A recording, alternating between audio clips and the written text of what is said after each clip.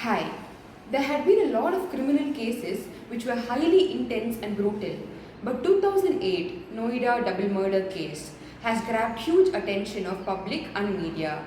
The reason might be the obscure sequence of events, mysterious circumstances, thrilling allegations that were placed, and more importantly, the inability to collect any hard evidences to charge the accused. It's been 12 years since the case has occurred, and it remains still unsolved. I remember my mom telling me about this case when I was a 9-year-old kid, and it has stuck to me from then very strongly. I always had the curiosity to find the series of events that could have happened on that day.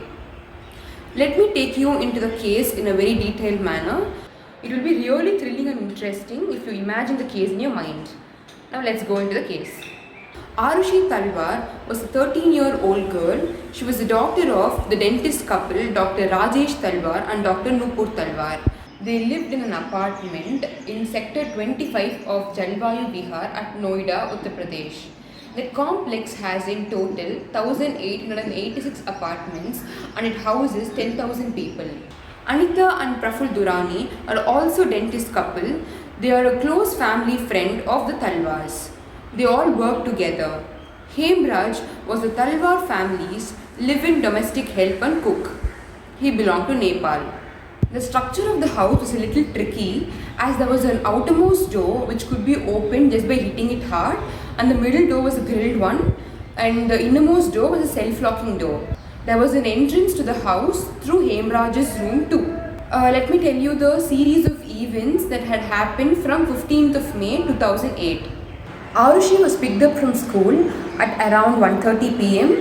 Arushi, Nupur Talwar and Nupur's sister-in-law Vandana Talwar all joined together for lunch that day, and after that Nupur and Vandana left. Arushi stayed back at home.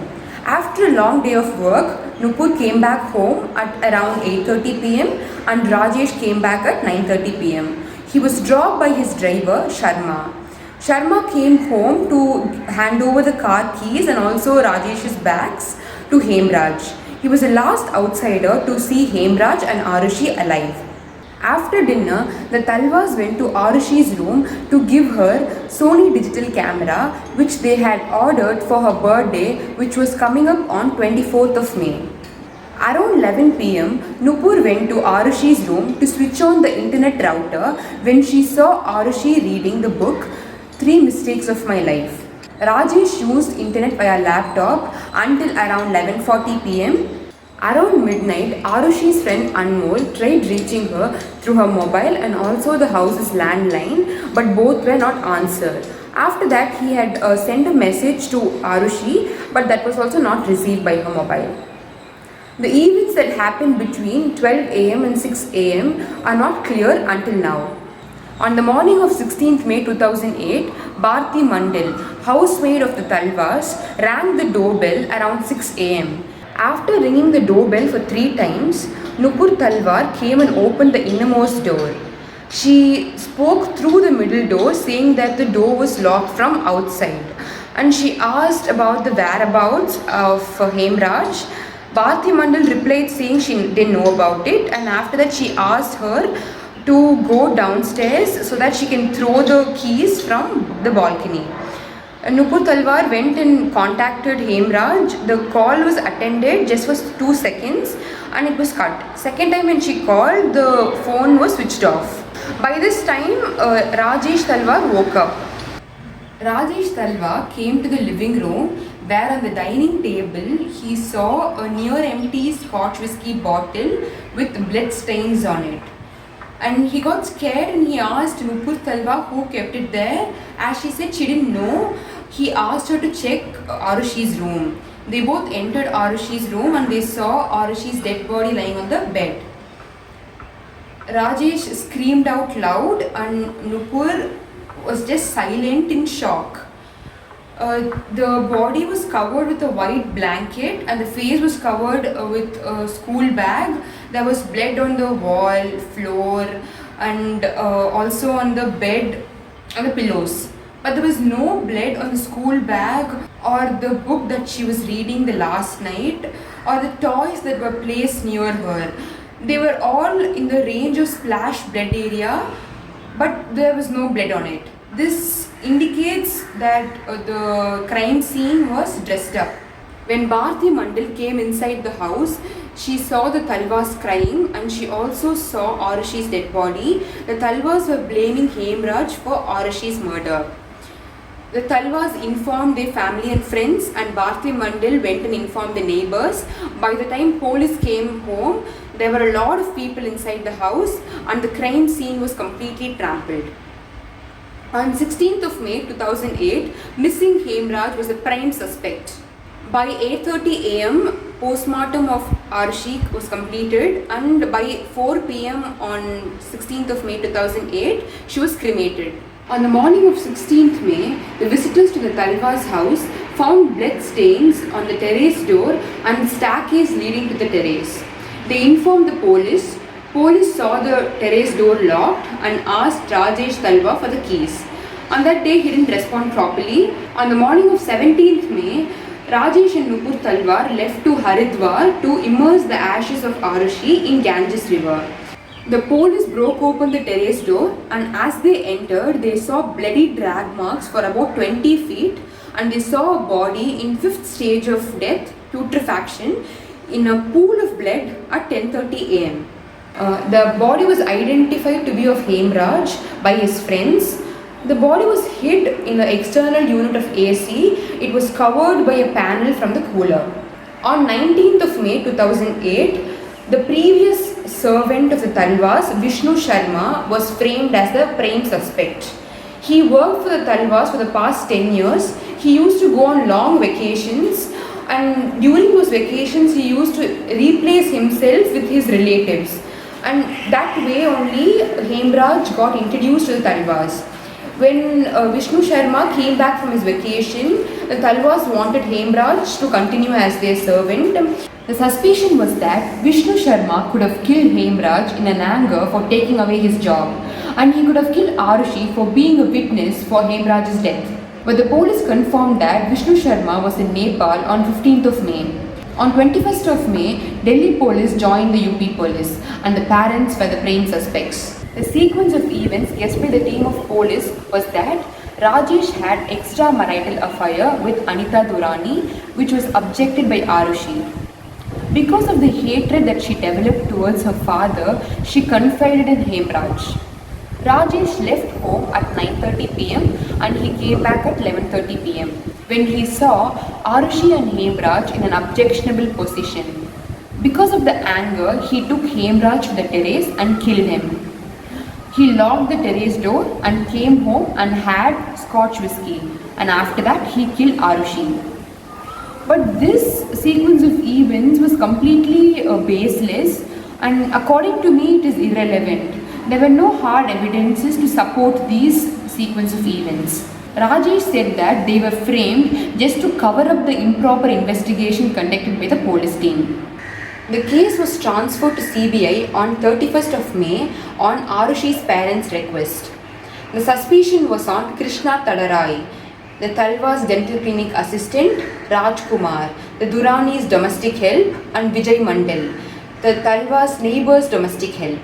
The reason for the suspicion on these three were that Rajesh scolded Krishna Tadarai 2 days before the murder for some mistakes that he made in the dental clinic. Based on the narco tests, it was very sure that these three visited the Talwas house on that night.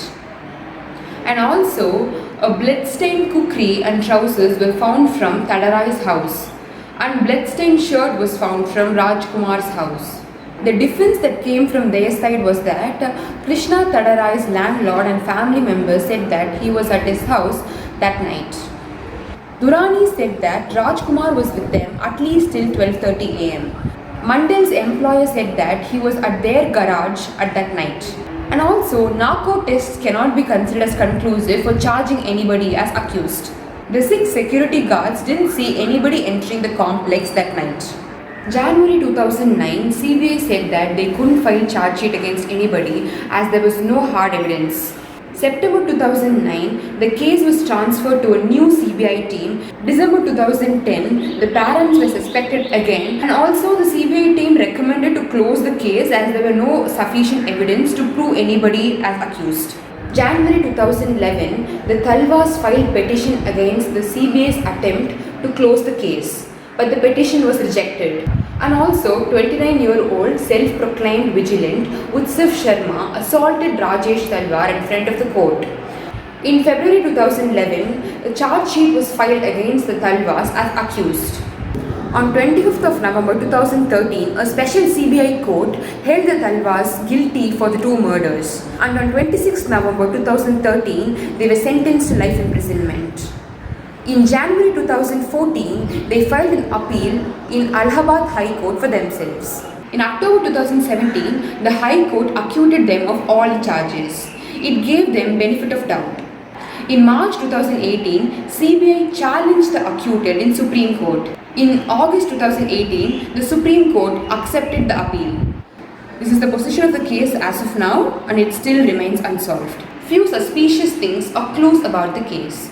The first one is that post-mortem report said that they both were killed between 12 and 1. They both had U or V-shaped scar which resulted in their death, and later their throats were slit.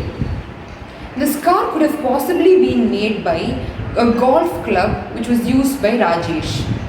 There was nothing abnormal about their genital parts, but intricacies of examination said that there were possibilities of physical intercourse. As the complex was very large, there were all possibilities of any outsider entering into the complex without encountering the security guards.